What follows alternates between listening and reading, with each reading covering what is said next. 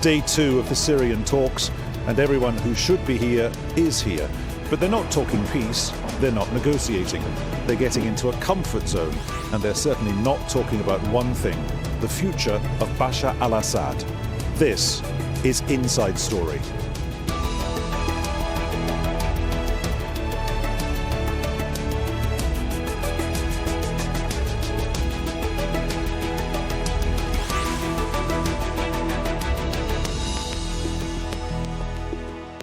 Welcome to what is today a rather chilly Geneva. It has undoubtedly been a frenetic, very, very busy 24 hours for the UN officials and the diplomats who call that building behind me their home for the next 3 weeks. The reality for them and for everyone in Geneva is this. We have the 4 main groups in this city. We have the civil rights, the women's groups, we have the Russian grouping, we have the Riyadh grouping, plus, crucially, we have the Damascus grouping, or known by any other name as the Syrian government. James Bays now analyses the past 24 hours for us. The talks finally started here in Geneva, but with only one side present, the Syrian government, represented by Syria's ambassador to the United Nations in New York, Bashar al-Jafri. He is their chief negotiator, a role he performed in the last failed Syria negotiations 2 years ago. He met with the Special Envoy Staffan de Mistura, talked about how they are going to conduct these talks, how the UN intends to manage this process, which is supposed to last for about 6 months. But in many ways, the much more important meetings did not happen here in Geneva. They actually happened in Riyadh, phone calls between Riyadh and various world capitals, because the main opposition bloc in Riyadh was deciding whether to come here to Geneva. And we understand that Riyadh Hijab, who leads that bloc, the High Negotiating Committee, spoke to a number of different world leaders. But I'm told the most important conversation was a conversation he had directly with the US Secretary of State John Kerry, and that's where he was given verbal assurances that if they sent a delegation to Geneva, their concerns, and they've put them all in writing to the UN, they say that the resolution at the end of last year had all sorts of conditions that should be in place before these talks take place, sieges being lifted, bombardment stopping and prisoners being released, that those would start to be addressed. So for that reason, they're on their way here to look at the situation, to talk to the UN, but not yet to start negotiations. They want to take stock of the situation first.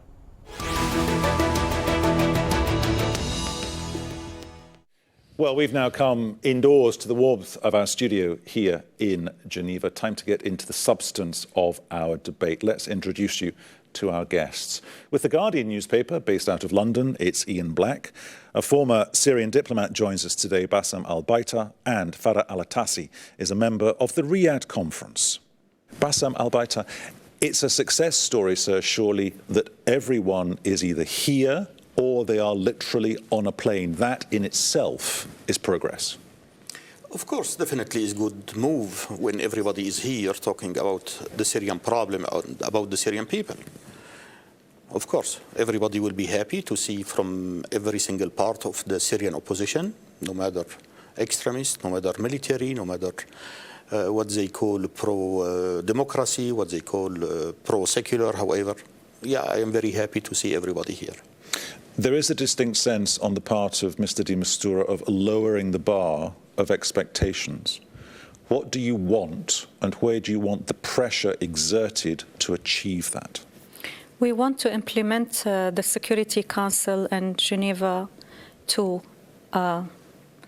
critique or the communique. This is the main demand that we said before engaging in any political or any negotiation process. There is an international assurance of at least implementing Article number 12 and 14, mainly lift the siege from the sieged area, release the detainee at the regime prison, specifically women and children, and we have an independent women group working specifically on that file, giving the lists of women in the regime cells, and mainly stop the bombing of the civilians in the neighborhood. So these are the it's not a conditioner, I would say. This is what we said, we cannot negotiate humanitarian issues because the humanitarian issues are not negotiable. You cannot negotiate the suffering of the Syrian people. And there is an international demand about this issue. So we just would like the international community and specifically the United Nations to assure that these measures have been taken before we engage in any negotiation with the regime. One wants to say, sir, be realistic. That's your wish list. What are you prepared to accept? 3 weeks from now, if we had this conversation again, what would you say, okay, we can go with this or this as a confidence-building exercise? Is there one thing that you would say, yes, we will go with that? I can say I agree with her 100%. And really what I wish is the ceasefire. You know, it's very important. Our people for the last 5 years, they have a bomb every single day. So really wish to see that. And that the decision from Vienna conference is not something new. We are not requesting something new. Since the first day, we are asking peace and democracy. However, two wrongs don't make a right. So you're both waiting for the same thing. In that regard, your two groupings are on exactly the same page. You want a ceasefire on the part of the government forces. But why don't you talk to your people who talk to your people on the ground and tell them to stop fighting? Fighting where? Fighting the regime. They're not the one who's bombing civilians' neighborhood. Right now, I talked to you yesterday. Just this morning, the regime was bombing a civilian neighborhood. I forget the name, but just this morning, I didn't even have the chance to get the photos and the footage.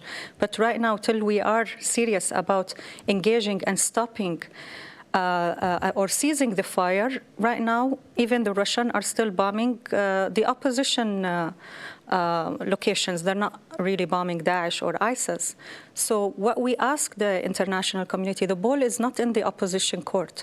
The ball right now is the international community, and specifically the United Nations courts, to really implement the resolutions that they specifically said about the stop of the bombing of the civilian neighborhoods. And that was clear in the Riyadh communique that we as an opposition produced 2 months ago about the roadmap for the Syrian opposition to engage in a serious political negotiation with the regime. Ian Black, facts do not have an agenda. Everyone else involved in this obviously has an agenda.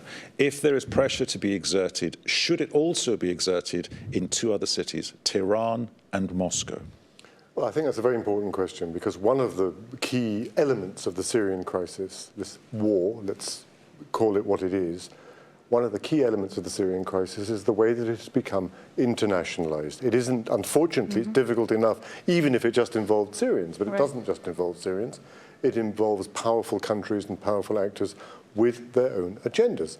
And there's no question that Iran and Russia, in their different ways, but with a lot of similarity between them, play a very, very significant role in supporting the Syrian government. It was an interesting, I don't know if everybody noticed it, I think some of the journalists did, that when Jafari, the head of the Syrian government delegation, went into the talks with de Mistura, he'd just come out of a meeting with the Russian ambassador to the UN. Now, of course, the opposition has supporters too. The Americans, the British, the French, the Saudis and other Arab governments play a parallel role in their relationship with the Syrian opposition. But the fact is, in looking at this crisis, you have to look at that international dimension. And the reason I think why we're here now in Geneva, whatever it is it Geneva 3 or is it something less ambitious than that, is because towards the end of last year, largely because I think of the rise of ISIS, of Daesh,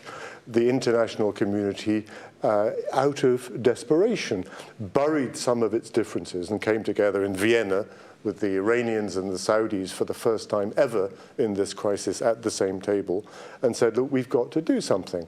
But part of the price of that, I think, to understand where we are, was a sort of creating a lowest common denominator. What's the minimum we can agree on? And that's what has given birth to this event and maybe to this process. Now that's happening, but that doesn't mean that the differences between those important countries have gone away. They haven't. Did anyone from the United Nations... Sorry, sir, carry on. I think he just mentioned good point, and I like to add that I'm not here on behalf of the Russian government.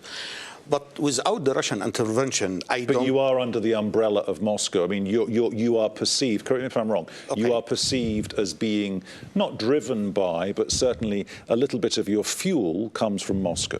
We are friends with Moscow, yes. And the good reason is, without the Russian intervention, without talking about bombing civilian or not civilian, I am not here as military expert. Without the Russian intervention, United States for the last 4 years, I'm not talking about the last 6 months, they don't did anything. They said they are combating Daesh. They said they have 26,000 sorties to hit Daesh.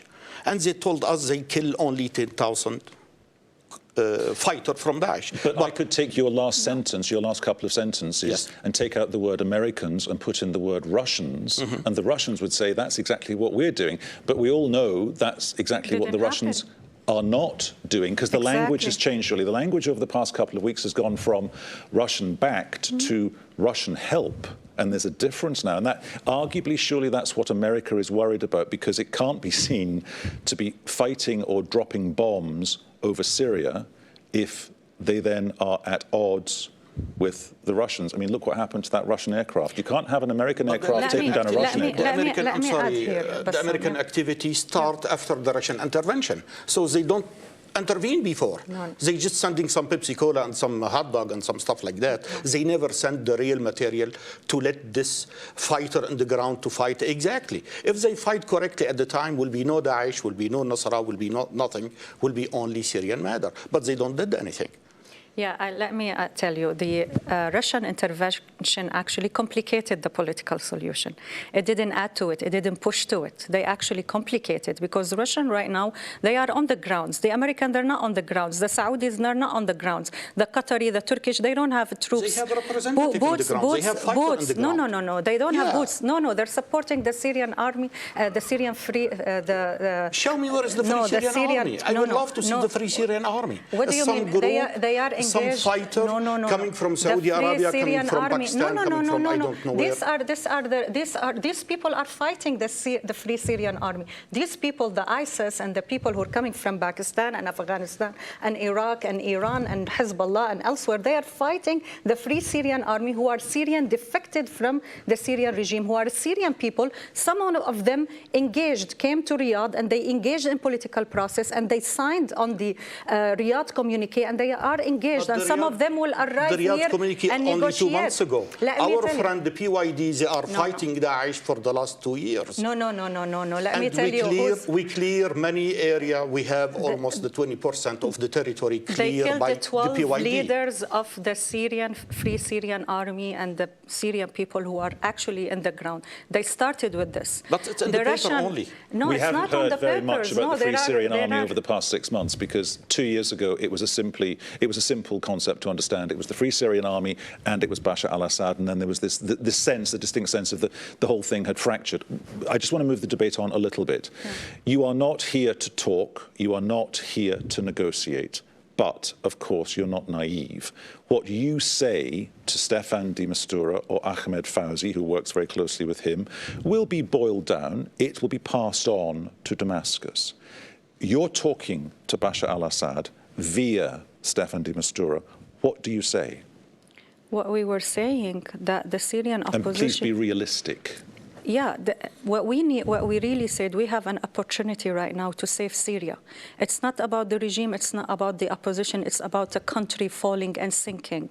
It's about half of the Syrian people leaving their lives. It's about the refugees who are dying to come back to their homes. It's about a country. If they don't understand right now that we have a serious opportunity to engage in a political serious negotiation according to Geneva communique, and it's very clear, because the regime would like to talk about fighting terrorism. We would like to engage in political solution that will lead to a democratic Syria, and without the Assad being part of this. And that's clear. And that's clear in Geneva, and that's clear in Riyadh communique. It's also completely clear, is it not, that the Syrian government is not prepared to countenance that kind of transition. I mean, there's just no way, is there, that the Syrian government is going to negotiate itself, or Bashar al-Assad is going to negotiate himself out of power, unless I've misunderstood something. He will not. This is where the Russians and the Iranians, if they really would like to spread peace in the region, this is their role. This is where, when we come, the international, because they said it and they admit it. I didn't say that. We have to be realistic. It's not Farah Attassi who said that. They said without our support, the regime would have fallen long time ago. Exactly what you said, right, Bassam? There was no Daesh, there was no Nusra, there was nobody on the ground, just the Syrian people fighting the regime. Who really supported the regime? And I didn't say it. The Iranian and the Russians supported the regime politically, for vetoes at the Security Council, with the military aid, with the economic aid. Right now, they are part of the game.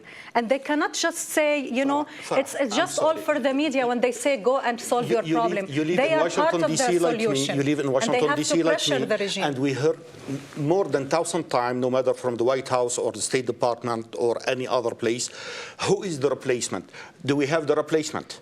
No, we don't. This is an insult to you, Bassam. You can be a replacement. No, I am not the replacement. You can be a replacement. We have to find good people for not the Islamist group. What if Bashar al-Assad had a heart attack and he died tomorrow? I wish. Okay, I wish so that's who's my the wish. replacement? You say it's an insult to 20 Syrian people inside Syria and out Syria. The replacement is the rule of law. The replacement is the constitution. The replacement is a national unity government. We have Muslim Brotherhood. They take Do I over look to our you as a revolution. brotherhood? Absolutely not. Before our discussion descends into a complete fight. So there is Syrian people who can be alternatives. Please, before our discussion descends into a fight over a cup of coffee. There's no fight, I'm sorry. Okay, no, I think we are agreeing, but we don't agree on the end. Both of us, we love the Syrian people, we love our country. We agree on the end, not the means. Both of you, Mrs. Attassi wearing hijab lately down the road. Okay, both of you live in the States. There is an old saying about American. We will respect what the people will say. There is an old saying about American politics: you campaign in poetry, you govern in prose.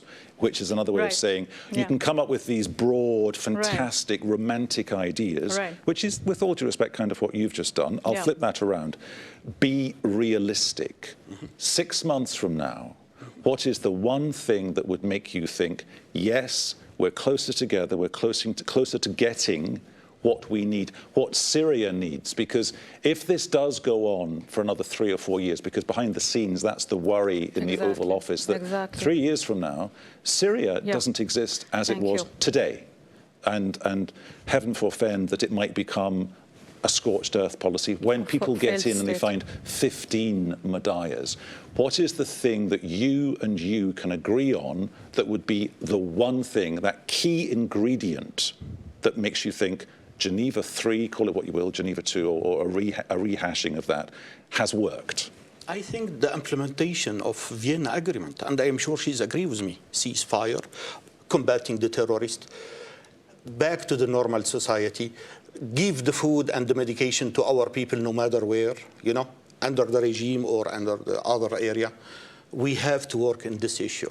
ASAP, as soon as we can. Isn't there an issue here? If you look at the negotiation, what the UN envoy de Mistura wants to do, he's got a set of immediate problems: ceasefire, humanitarian access, and the things, release of prisoners and so on. So there are immediate things that you could do which might build confidence and certainly would improve something to end the misery of people's lives. So that's one set of things.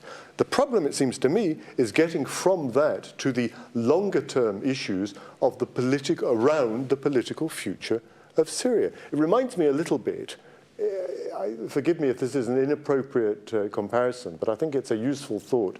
You know, back in the early 1990s, the Israelis and Palestinians made a dramatic agreement at Oslo, where something very, very symbolic and important happened.